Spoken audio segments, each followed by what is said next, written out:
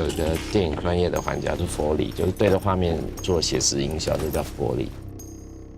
它可以依照画面的节奏，让它小声，让它大声。在现场演员每个脚步都是有情绪的。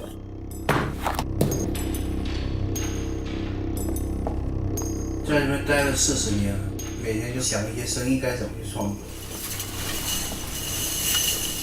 这种都不适合，这一块他都已经把它压缩了。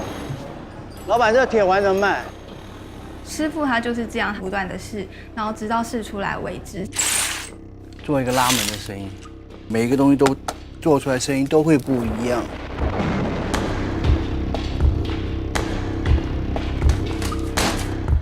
我都有准备了，这张还是我儿子的。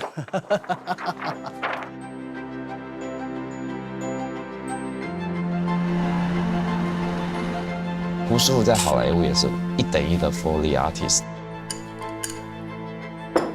他就是一个 artist， 他不管那个东西是哪里来，他就是要那个声音。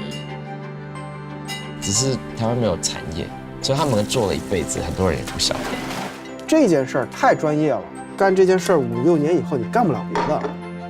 没有学校可以培养，都是人带人，师傅带徒弟。一个世代的转变就这样过了。